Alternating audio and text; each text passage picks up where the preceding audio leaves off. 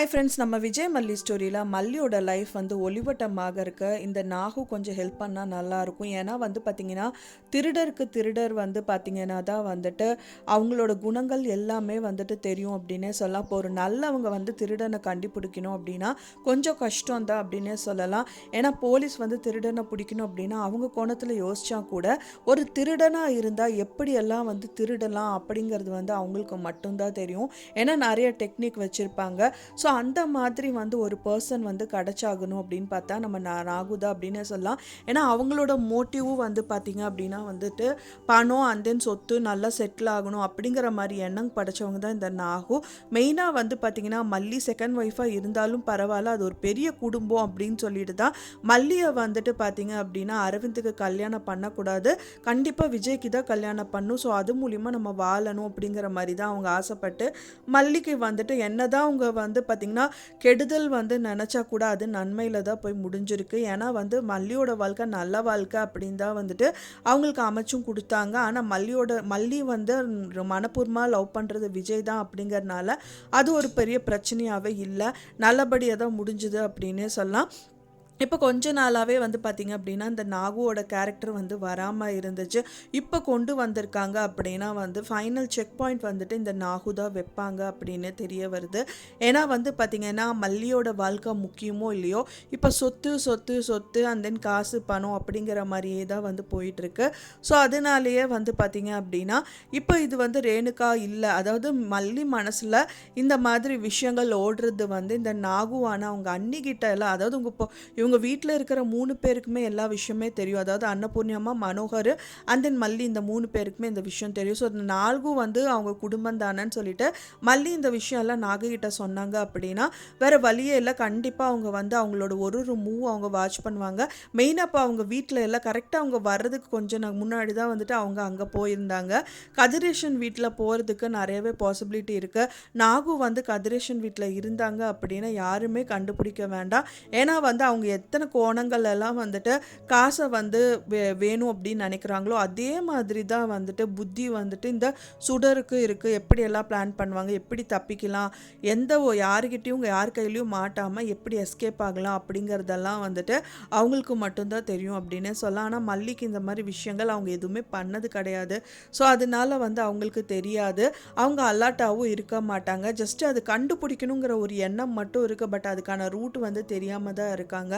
So இதுதான் route அப்படின்னு காமிச்சிட்டா போதும், அவங்களும் வந்து பார்த்திங்க அப்படின்னா எப்படி ஈஸியாக அவங்கள கண்டுபிடிக்க முடியும். ஸோ அதுக்கான ரூட்டு வந்து போடுறதாவே வந்து நாகுவாக இருக்கலாம் அப்படின்னே தெரியுது.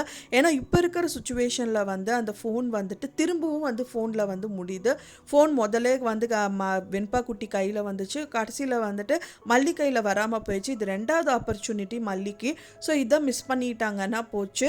திரும்பவும் அவங்களுக்கு அந்த ஃபோன் ஞாபகம் வந்து திரும்ப எடுத்துகிட்டு போகிறதுக்குள்ளே இவங்க எடுக்கிறாங்களோ இல்லையோ மல்லி, ஆனால் நாகு வந்து இப்போ அவங்க வீட்டில் தானே இருக்காங்க. ஸோ அதனால் குளிக்க போகிறதுக்கு சரி நான் குளிக்கிற ட்ரெஸ் எல்லாம் எதுவும் கொண்டு வரல மல்லி, சரி உன்னோட ட்ரெஸ்ஸையே நான் யூஸ் பண்ணிக்கிறேன் அப்படின்னு சொல்லிட்டு அந்த கபர்டில் ஏதாவது ஓப்பன் பண்ணி சர்ச் பண்ணும்போது அந்த சாரீக்கு நடுவில் இருக்கிற இந்த ஃபோன் ஏதாவது ஒன்று அவங்க கையில் சிக்கிச்சு அப்படின்னா, என்ன மல்லி ஃபோனெல்லாம் கொண்டு வந்து இங்கே கொண்டு வந்து வச்சுருக்கேன், ஏன் இங்கே கபர்டில் கொண்டு வந்து அதுவும் சாரீக்கு கீழேயா கொண்டு போய் வைப்ப, எதுக்கு இங்கே கொண்டு வந்து வச்சுருக்க, இது உன்னோட ஃபோன் தானே அப்படின்னு சொல்லி கேட்கறக்கு நிறையவே பாசிபிலிட்டி இருக்குது. இது என்னோட ஃபோன் இல்லைக்கா, நீங்கள் எங்கேருந்து எடுத்தீங்க அப்படிங்கிற மாதிரி கேட்பாங்க.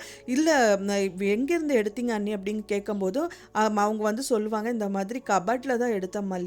ஸோ எனக்கு நான் வந்து குளிக்க போனேன், எனக்கு சாரீ வேணும்னு சொல்லிட்டு தான் இந்த கபர்டில் சாரீ எடுக்க போனேன், பார்த்தா சாரீக்கு கீழே வந்து இந்த ஃபோன் இருக்குது அப்படிங்கிற மாதிரி கொடுப்பாங்கன்னு தான் எதிர்பார்க்கப்படுது.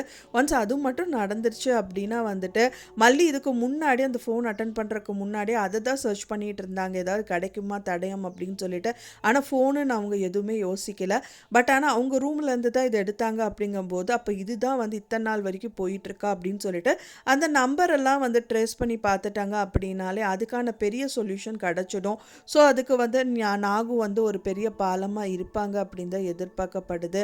கூடிய விரைவில் இது வந்து கண்டுபிடிச்சே ஆகணும். ஏன்னா அவங்க பயங்கர தில்லாலங்கடி. என்னதான் வந்து அந்த நகைக்காரர் வந்து சொன்னாலும் கூட அவர் வந்து கொஞ்சம் கூட யோசிக்காம அவங்க ஒரு மகன்னு சொல்லிட்டு கண்மூடித்தனமாக வந்துட்டு இந்த கதிரேஷன் வந்து நம்பிட்டு இருக்காரு. அதுக்கு மேலே விஜயும் நம்புறாரு. ஸோ இவங்க 2 பேரையும் வந்து தெளிவாக புரிய வைக்கிறதுக்கு வந்து ஒரு ஸ்ட்ராங்கான எவிடன்ஸ் வந்து கண்டிப்பாக கிடைச்சாகணும். அந்த எவிடன்ஸில் ஒன்று வந்து அந்த ஃபோனாக இருக்கலாம். அப்புறம் வந்து அந்த நகைக்கடை ஆளை வந்துட்டு ஏதோ வழியில் போகும்போது மல்லி மீட் பண்ணி அதுக்கப்புறம் ஏதாவது விஷயங்கள் அவங்ககிட்ட இருந்து தெரிஞ்சு அதையும் அந்த அந்த ஆதாரத்தையும் வச்சுக்கலாம்.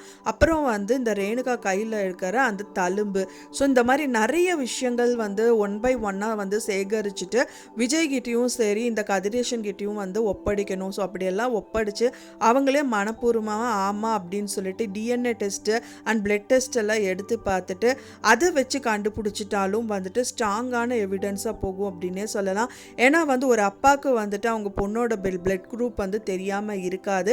கண்டிப்பாக ரேணுகாவோட பிளட் குரூப் வந்து வச்சுருப்பாங்க. ஸோ அதனாலேயே வந்து பார்த்திங்கன்னா இந்த பிளட் டெஸ்ட் எல்லாம் எடுக்கும்போது கண்டிப்பாக ப்ரூவ் ஆகிடும்.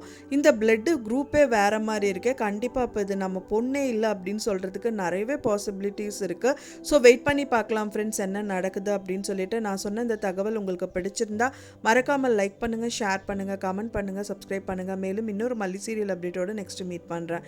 தேங்க்ஸ் ஃபார் வாட்சிங் மை டியர் ஃப்ரெண்ட்ஸ். நெக்ஸ்ட் வீடியோவில் பார்க்கலாம்.